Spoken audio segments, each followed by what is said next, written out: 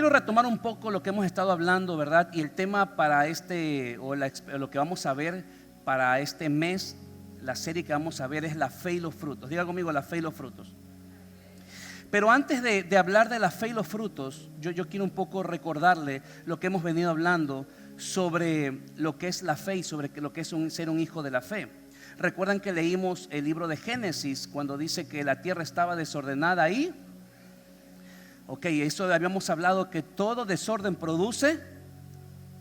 Todo desorden, ya se olvidaron, todo desorden produce.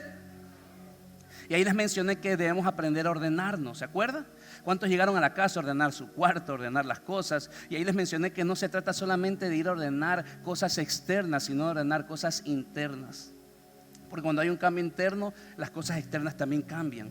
Entonces, dentro de esta palabra les decía que todo lo desordenado produce vacíos. Entonces, tiempos de desorden con mis hijos producen vacíos con mis hijos. Tiempos de desorden con mi esposa produce vacíos con mi esposa. Tiempos de desorden con Dios produce vacíos en mi relación con Dios. Por eso es importante, ¿verdad?, vivir ordenado. Y asimismo les expliqué que un principio o algo que nos puede ayudar a poder vivir ordenados es echando raíces. ¿Cuántos recuerdan esa palabra? Debemos aprender a ser personas que echan raíces. Debemos echar raíces en el negocio, debemos echar raíces en la empresa, debemos echar raíces con nuestros hijos, debemos echar raíces con nuestra familia. Porque todo lo que tiene raíz crece, y todo lo que crece da fruto. Tú no puedes ser una persona endeble o superficial. Tú tienes que ser una persona que eche raíces en su trabajo, en su negocio, en su empresa, en su familia, en las finanzas. Porque todo lo que tiene raíz crece, y todo lo que crece tiene fruto. Y eso es lo que Dios quiere, que seamos personas que lleven, diga conmigo, frutos.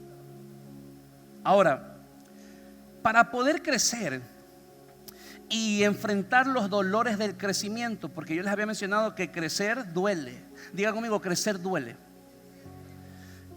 Crecer duele. Cuando una persona crece y se estira, le duelen sus huesos. Cuando a una mujer le crecen los senos, le comienzan a doler, porque todo crecimiento trae dolor. Cuando usted va al gimnasio y entrena un músculo, le duele el músculo, pero cuando a usted le duele es porque está creciendo. Ahora, para poder crecer y enfrentar los dolores del crecimiento, tenemos que vivir uniendo voluntades. Diga conmigo, unir voluntades. Usted tiene que unir su voluntad con la voluntad de Dios. La única forma de poder crecer de manera integral, de manera total en la vida, es uniendo voluntades. Usted tiene que aprender a unir su voluntad con la voluntad de Dios. Entonces, Dios tiene una voluntad para ti, pero eres tú el que tienes que decidir unir tu voluntad con la voluntad de Dios. Lucas 11:1 dice la Biblia: aconteció que estaba Jesús orando en el lugar, y cuando terminó, uno de los discípulos les dijo: Señor, enséñanos a orar, como también Jesús le enseñó a los discípulos. Y él les dijo: cuando oréis, decid: Padre nuestro que está en los cielos, santificado sea tú, venga tu reino, hágase. Lo que Jesús les está diciendo, que dentro de sus oraciones van a tener que decir: hágase tu voluntad. Cuando estés orando al Padre, siempre declara que debes pedir que tiene que hacerse la voluntad de Dios, porque la voluntad de Dios siempre es mejor que nuestra voluntad. Ahora, cuando Jesús, esto es en Lucas 11:1, pero más adelante dice la Biblia que Jesús iba a ser crucificado, y dice la Biblia que él comienza a orar en Getsemaní. ¿Cuántos recuerdan ese momento? Y dice la Biblia que en una de sus oraciones dice: Señor Jesús, dices: Padre mío, pasa de mí esta copa, pero que no se haga mi voluntad, sino, Lucas 22:42, dijo: Padre, si quieres, pasa de mí esta copa. Padre, me duele, me es difícil este momento, es un trago muy amargo. Pasa de mí esta copa, pero que no se haga mí, sino que se haga la tuya. Es decir, que a Jesús le tocó vivir el consejo que le dio a sus discípulos. Escuche esto, no se trata solamente de dar consejos, sino de vivir los consejos. Porque cuando uno no está pasando momentos difíciles, dar un consejo es muy fácil, pero vivirlo es lo complicado. Por eso usted ve que hay gente que aconseja de maravilla, pero cuando le llega el día de la prueba no sabe qué hacer. Entonces por eso en Getsemaní dijo Jesús: Padre, pasa de mí esta copa, pero que no se haga mi voluntad sino la tuya. Porque la voluntad del hombre es mala, la voluntad del hombre es mezquina, la voluntad del hombre es oscura, la voluntad del hombre muchas veces es mezquina. ¿Cuántos saben eso? Por eso debes aprender a conectar tu voluntad con la voluntad de Dios. Aprende a conectar tu voluntad con la voluntad de Dios. La única forma que puedas tener éxito en la vida, en tu casa, en tu familia. Mira, no te hablo que te hagas hermanito evangélico. Te estoy hablando de que busques cuál es la voluntad de Dios para tu vida y que conectes tu voluntad con la voluntad de Él, porque es la única forma que vas a tener éxito en la vida, éxito en una empresa, éxito en un negocio, éxito con mi familia, éxito con mis hijos. Entonces debemos aprender a conectar nuestra voluntad con la voluntad de Dios. Porque escucha esto, cuando tú estás conectado con la voluntad de Dios, no solamente vas a soportar el dolor del crecimiento, sino que vas a poder entender el proceso del crecimiento. Porque una cosa es que te duele en el crecimiento y otra cosa es entender el proceso del dolor del crecimiento. Porque todo lo que crece duele. Y podemos estar sufriendo, podemos estar adoloridos de tanto problema, de tanto viento contrario, de tanta prueba. Pero la pregunta es: ¿estamos entendiendo el dolor del crecimiento, el dolor del proceso? Por eso cuando tú conectas tu voluntad con la voluntad de Dios, no solo vas a ver el fruto del crecimiento, sino que también vas a tener la sabiduría para poder administrar el fruto del crecimiento. Mira, una de las cosas que yo más le temo o que más me preocupa no es que Dios me bendiga o que Dios me dé éxito en lo ministerial, porque usando la fe, usando la disciplina, usando la persistencia, usando los recursos espirituales, ¿verdad? Usando principios espirituales, el éxito va a llegar, va a venir, es la consecuencia. Lo que más me preocupa a mí como pastor es no tener la sabiduría para administrar el éxito que Dios me dio. Porque si no tengo sabiduría, voy a echar a perder lo que Dios me quiere dar. Entonces, lo que sí me preocupa es eso. ¿Cuánta gente, verdad, lloró y sufrió por casarse? Se casaron y cuando fueron esposos no tuvieron la sabiduría para sostener una relación. ¿Cuánta gente lloró, sufrió, ayunó, oró, vio tantas cosas bien en la persona, en el cónyuge con quien se iban a casar, pero por falta de sabiduría no pudieron soportar lo que pesa una relación marital? ¿Cuánta gente lloró y sufrió por tener un negocio, pero por falta de sabiduría destruyó ese negocio? Diga conmigo: sabiduría. Entonces usted oró, declaró, profetizó, ungió, hizo actos proféticos, y lo que le costó años construir, en meses usted lo destruye por falta de 15 años de relación. Se casaron y en 4 meses se divorciaron. 10 años emprendiendo un negocio y dándole duro, pero todo está en que Dios los bendice, y por falta de sabiduría destruyeron el negocio. Diga conmigo de nuevo: sabiduría. Oseas 4:6 dice: mi pueblo fue destruido porque le faltó conocimiento. Ahora, una de las traducciones originales de este versículo de Oseas dice que el pueblo pereció por falta de sabiduría. Escuche, Dios te puede bendecir con una familia, Dios te puede bendecir con un negocio, Dios te puede bendecir con hijos, Dios te puede bendecir con salud, pero si no tienes sabiduría, no podrás administrar tu casa, administrar ese negocio, administrar a tus hijos, administrar una iglesia, administrar una empresa, administrar un ministerio. O sea, Dios te puede dar las oportunidades, pero si no tenemos sabiduría para administrar lo que Dios nos da, sería en vano, porque va a ser nuestra propia destrucción. Oseas 4:6 dice: mi pueblo fue destruido porque le faltó conocimiento, por falta de sabiduría. Por cuanto desechaste el conocimiento, yo te desecharé del sacerdocio, y porque te olvidaste de la ley de tu Dios. Dice la Biblia: también yo me olvidaré de ¿quién? ¿De quién? Escucha, la falta de sabiduría no solamente te echa a perder a ti, sino que echa a perder a tus hijos. ¿Cuántos hijos destruidos por la falta de sabiduría de la lujuria de un padre? ¿Cuántos hijos, cuántos hogares destruidos por la lujuria de un padre o de una madre que no tuvo la sabiduría para enfrentar la tentación? ¿Cuántos hogares destruidos por la falta de sabiduría frente a un negocio ilícito? ¿Cuánta gente, cuántos hogares destruidos ahí?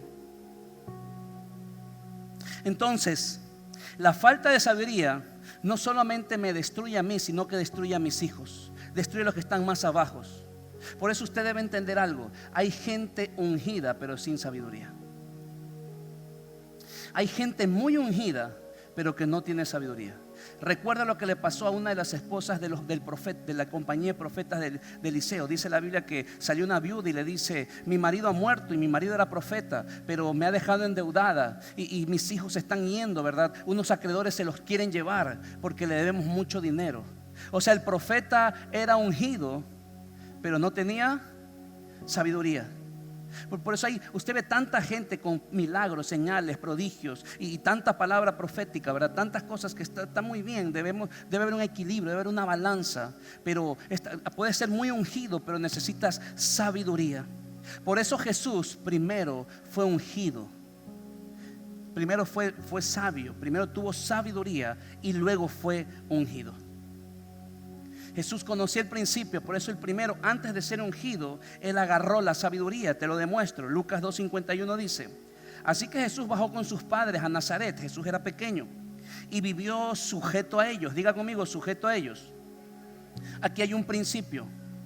Dice que Él vivió sujeto ¿a quién? Escuche, la unción no anula la sujeción. Tú puedes estar muy ungido, pero tú tienes que estar sujeto. Por eso la unción no anula la sujeción. Tu nivel de unción va a incrementar de acuerdo a tu nivel de sujeción. Mientras más ungido eres, más sujeto debes estar. ¿Qué es estar sujeto? Es estar sometido, es deberme a alguien, es deberme a una persona. Porque la unción puede ser una bomba de tiempo, eso ya lo he dicho. Mientras más ungido debo ser, estar más sujeto. Diga conmigo, más sujeto. Mientras Dios más te use, más debes sujetarte a alguien. ¿Sabe cómo se vence el orgullo, la arrogancia? Con la sujeción. Toda persona que es orgullosa, toda persona que es arrogante, hay que sujetarla. Es la única forma de poder contrarrestar ese espíritu orgulloso que hay en las personas. Por eso siempre con mi esposa nos sujetamos a las directrices que nos den nuestros pastores. Desde antes que estábamos con nuestro pastor Pedro hasta ahora que estamos con el apóstol Vindas. Siempre tratamos de vivir sujetos a lo que ellos nos digan. Aunque no nos parezca, siempre vivimos sujetos. Porque la unción no anula. Por eso yo ahorita recuerdo a Mirquita. Mirquita es una persona que Dios que le abren las puertas de lugares para poder predicar, para poder ministrar con personas internacionales. Y ella: pastor, es que yo no me siento preparada. Yo siento que necesito todavía ser más procesada. Necesito sujetarme aún más para poder. Y no es que yo le prohíba que ella pueda predicar. Ella sabe que puede predicar donde la inviten. Pero ella siempre vive sujeta. Pastor, mire esto, me invitaron, pásalo de acá, pero yo todavía no me siento preparada. Siento que me falta trabajar en mí, faltan estas cosas y la estoy animando. Pero vaya, yo le ayudo a preparar el mensaje. Usted puede. Le digo: no, pastor, siento que me falta preparación. Porque la unción no anula. Jesús conocía el principio. Por eso dice la Biblia que cuando Jesús iba a ser bautizado, ¿a quién se sujetó? A Juan el Bautista. O sea, Jesús era el Hijo de Dios. Jesús era ungido. Jesús era una persona que podía decir cualquier cosa y se hacía como él decía, porque era el Hijo de Dios. Pero dice la Biblia que él se sujetó ¿a quién? A Juan el Bautista. Escucha esto: si Jesús no se sujetaba a Juan el Bautista, no se le abrían los cielos. Probablemente la falta de que se te abran los cielos es porque aún no te sujetas a una persona. Si Jesús no se sujetaba a Juan el Bautista, por eso le dijo Juan el Bautista: no, pero tú deberías bautizarme. No, tú bautízame a mí, porque si no, no se cumple la escritura. Si Jesús no se hubiese sujetado a Juan el Bautista, no se le hubiesen abierto los cielos. ¿Quieres vivir una vida con cielos abiertas? Aprende a sujetarte. Dile que está a tu lado, aprende a sujetarse. Y si usted sabe que no se sujeta, dígaselo con fuerza. No, mentira. Porque la unción puede ser una bomba de tiempo. La unción es una bomba de tiempo. Ahora continuemos en Lucas 2:52. Escucha, el primero dice, el 51. Así que Jesús bajó con sus padres a Nazaret y vivió sujeto a ellos, principio de sujeción. Y su madre conservaba todas estas cosas en el corazón. El 52. Jesús siguió creciendo o sea, ¿qué fue lo primero que creció Jesús? Y luego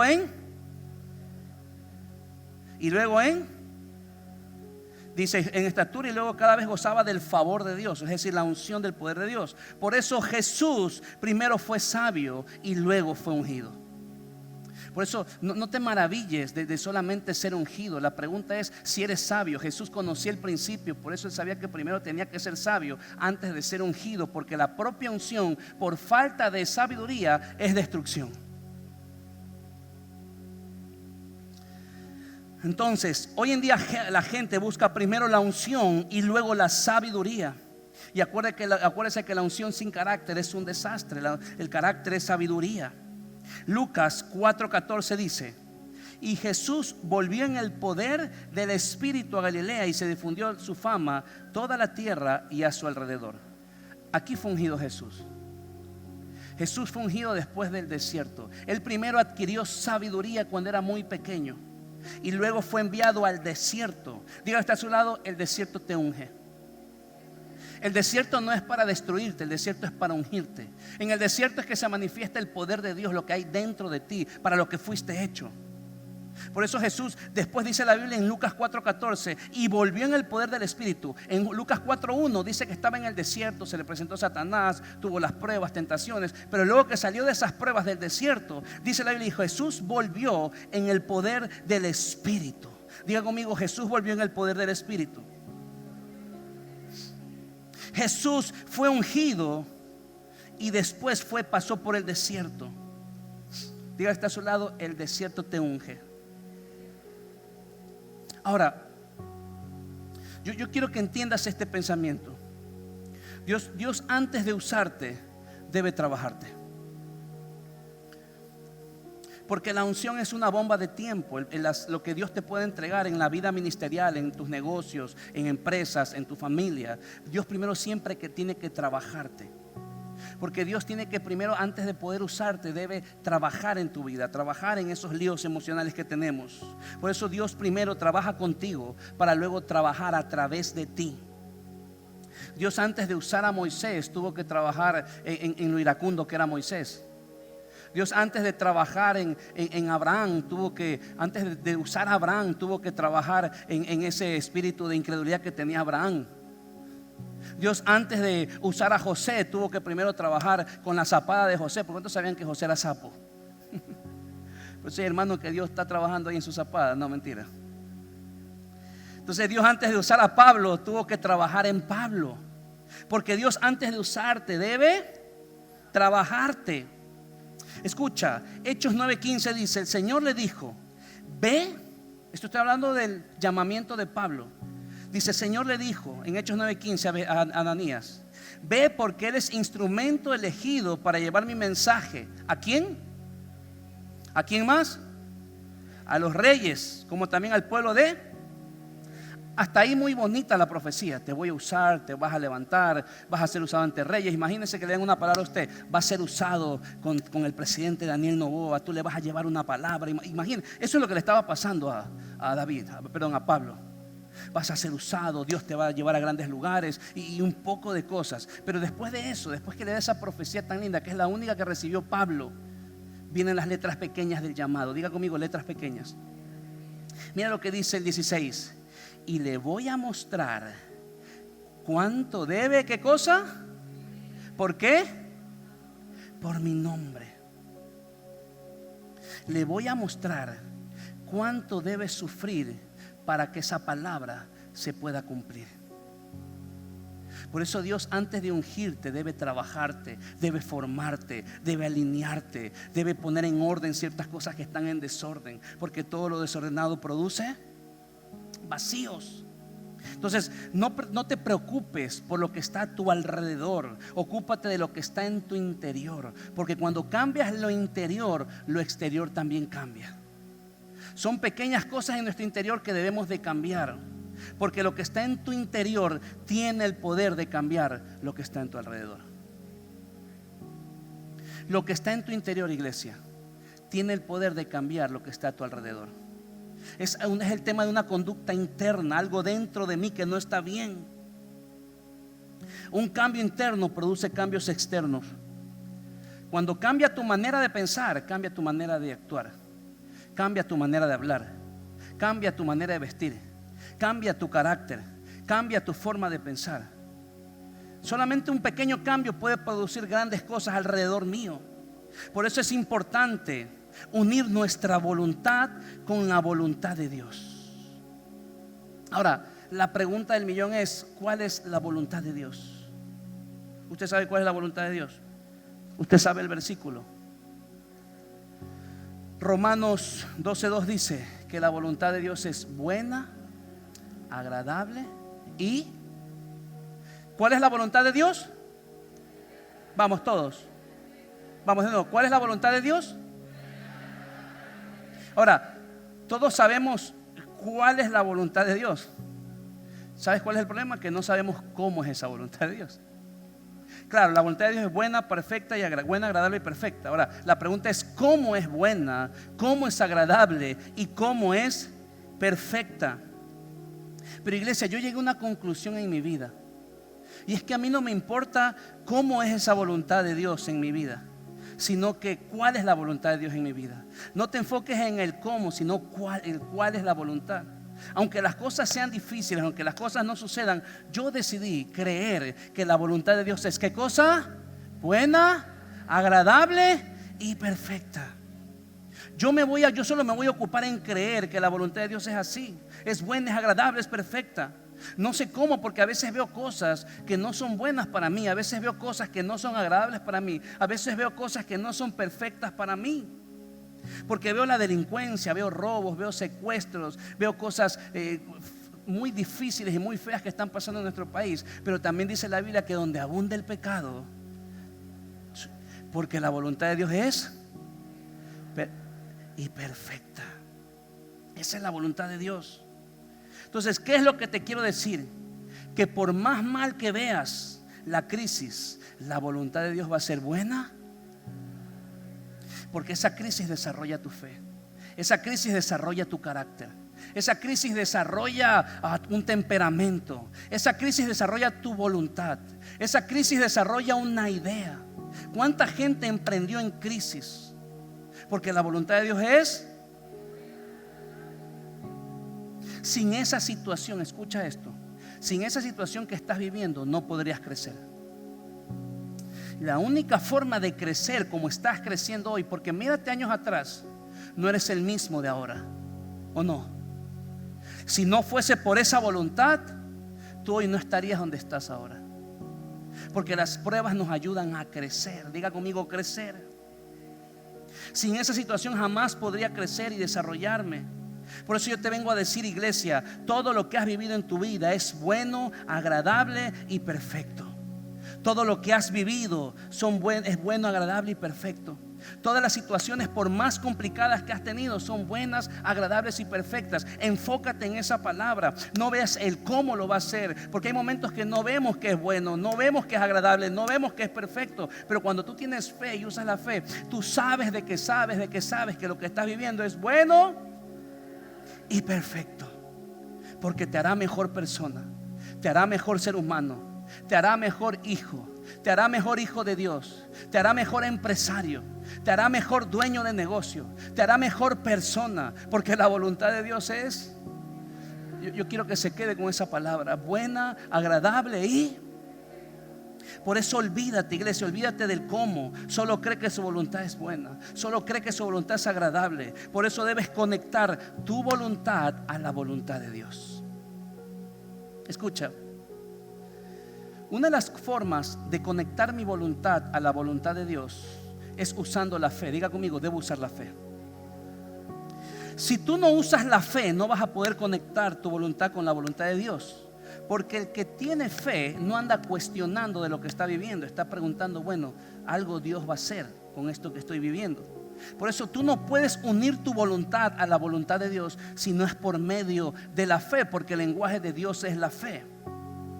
Ahora, entiende este concepto. La fe te conecta, la duda te desconecta.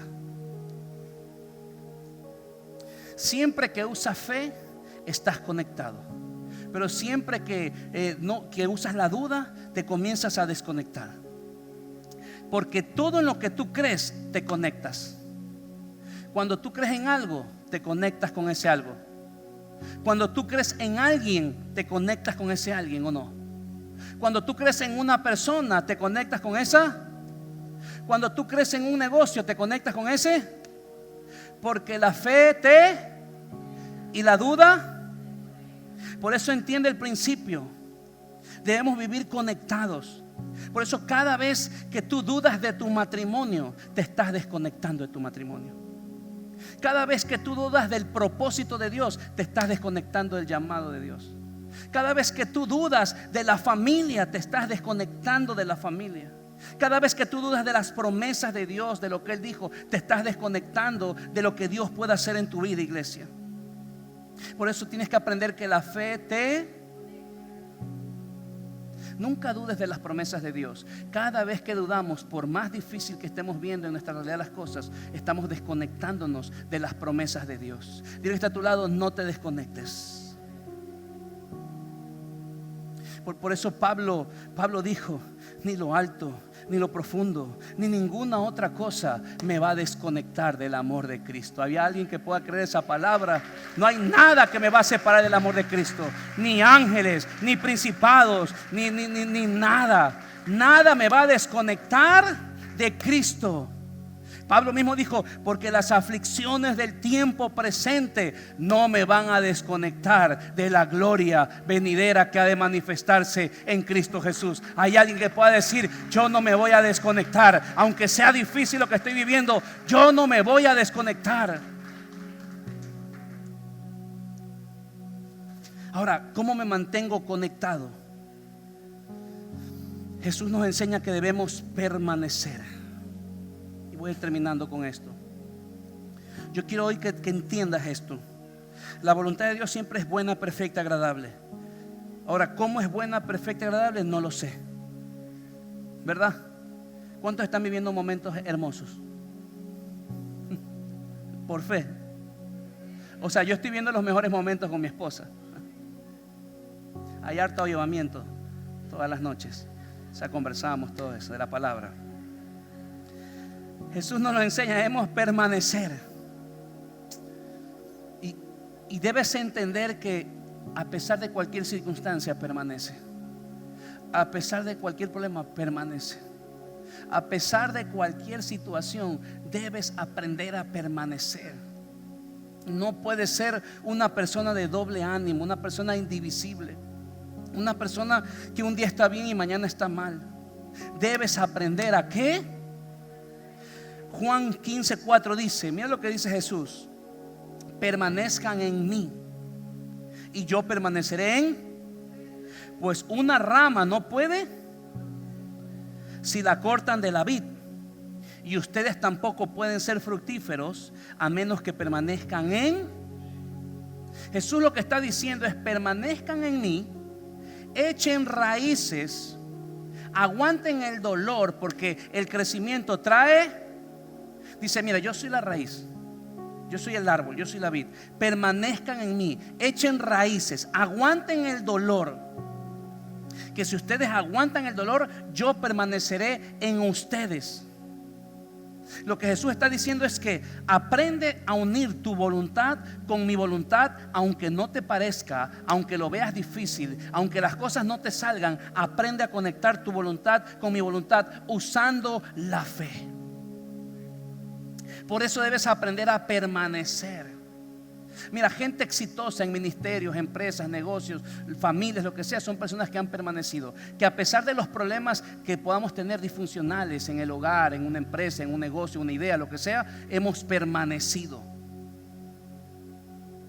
Porque todo se debe al permanecer, todo tiene que ver con la permanencia. La permanencia produce evidencia de lo que estás logrando. Juan 15:4 dice: permanezcan en mí y yo permaneceré en ustedes. Mira esto: pues una rama no puede producir frutos si la cortan de la. Ustedes tampoco pueden ser fructíferos a menos que permanezcan en mí. Mira, luego Jesús les da un ejemplo. Escucha esto, les dice cómo funciona el sistema del reino, o cómo funciona la voluntad de Dios a través de la fe. Dice el verso que una rama no puede producir, diga conmigo, fruto si la cortan de raíz. Por eso les dije que la fe es decir, la rama no puede dar fruto si está. La rama tiene que estar, porque la fe y la duda nos desconecta. Amén. Entonces dice: ciertamente yo soy la vid. Jesús lo que les dice es que yo soy el árbol. Yo soy el que les genero fruto. Yo soy el que les genero éxito. Yo soy el que les genero oportunidades. Yo soy el que les genero que las cosas les salgan bien. Yo soy el que les genero propósito y sentido a sus vidas, porque Él es el árbol. Juan 15:5 dice: ciertamente yo soy la vid, ustedes son las ramas. Los que permanecen en mí y yo en ellos producirán mucho. Mira, yo no sé, pero yo nunca he visto un fruto en la tierra, un fruto en la raíz, un fruto en la calle. El fruto siempre se ve por medio de diga conmigo, árbol. Yo he visto. Ahora, ¿cómo se evidencia el fruto en un árbol? ¿A través de qué? Diga conmigo, de las ramas. Ahora, dice la Biblia que ¿quién es la rama? ¿Quiénes son las ramas? Diga conmigo, nosotros, no tenga miedo. Es decir, que usted es el que va a tener fruto. Usted es el que va a tener evidencia de fruto. Pero quien se va a llevar la gloria, quien se va a llevar los aplausos, es el árbol. Es el árbol el que se va a llevar los aplausos. Es el árbol el que se va a llevar la gloria. Usted es una rama. Usted es una rama, ¿verdad? Dice: somos nosotros los que exhibimos el fruto. Somos los que hacemos evidente el fruto. La rama muestra el fruto, pero el árbol es el que se lleva los aplausos.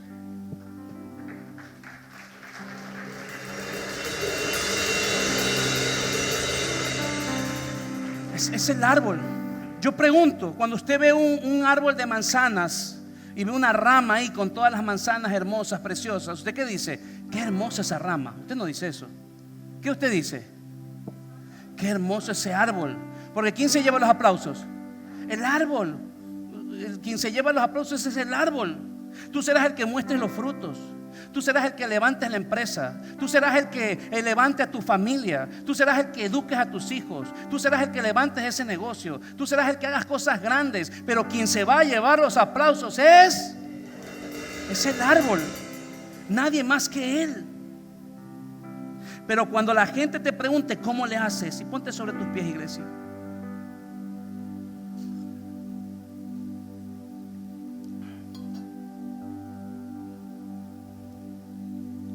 La gente cuando ve el fruto no habla de la rama.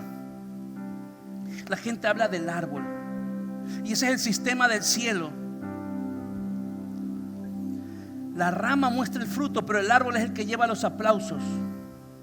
Lo que Dios te dice es que deja que yo sea tu árbol.